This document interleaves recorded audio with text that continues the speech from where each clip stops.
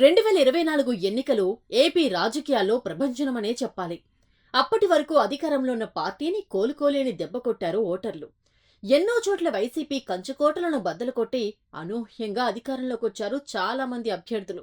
ముఖ్యంగా రాయలసీమలో అయితే ఊహించని ఫలితాలు, ఊహించని అభ్యర్థులు విజయబావుట ఎగురవేశారు. అయితే గెలిపించిన ఆ ప్రజలనే పట్టించుకోవడం లేదంట కొందరు నాయకులు. ఇక ఒక ఎమ్మెల్యే అయితే కేవలం వీకెండ్లో మాత్రమే అందుబాటులోకొచ్చి ఆ తర్వాత కనుమరుగవుతున్నారని టాక్ వినిపిస్తోంది. మరి ఎవరా ఎమ్మెల్యే? ఏంటి ఈ వీకెండ్ పార్ట్ టైం రూలింగ్ కథ? ఇప్పటి వరకు మనం చెప్పుకున్న వీకెండ్ ఎమ్మెల్యే ఎవరో కాదు, మైదుకూరు ఎమ్మెల్యే పుట్టా సుధాకర్ యాదవ్. మైదుకూరు అనగానే అందరికీ గుర్తొచ్చేది ఒకప్పుడు అది కాంగ్రెస్ కి కంచుకోట.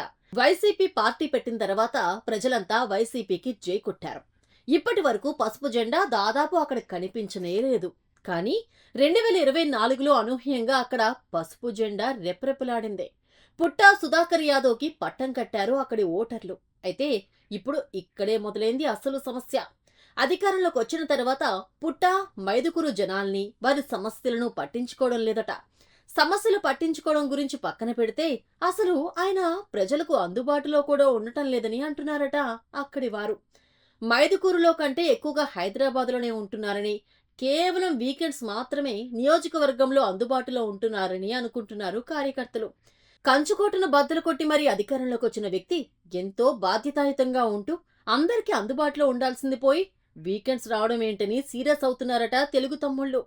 పార్టీ బలోపేతానికి కృషి చేయడం లేదని, కేవలం ఏవైనా ఈవెంట్లుంటే తళుక్కుమని వెళ్లిపోతున్నారని టాక్ నడుస్తోంది. ఇది మాత్రమే కాదు, పుట్టా సుధాకర్ కుమారుడు పుట్టా మహేష్ యాదవ్ ఏలూరు ఎంపీగా గెలిచినప్పటికీ అక్కడ కూడా ఇదే పరిస్థితి ఉందట. దాంతో పాటుగా డ్రగ్స్ కేసులో దొరకడంతో ఆయనపై విపరీతమైన ఆరోపణలు వినిపిస్తున్నాయి.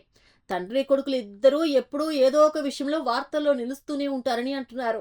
డిజిటల్ కాల్లో సుధాకర్ ₹1 కోటి పోగొట్టుకోవడం, కొడుకు డ్రగ్స్ కేసులో ఇరుక్కోవడం లాంటి వాటి వల్ల కూడా ఆయన నెగిటివ్ అవుతున్నారు అనే టాక్ కూడా గట్టిగా వినిపిస్తోంది.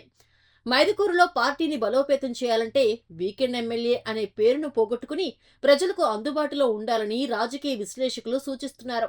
పార్టీ బలోపేతం చేసి కార్యకర్తలకు అండగా ఉంటూ ప్రజా సమస్యలపై దృష్టి పెట్టాలని అంటున్నారు.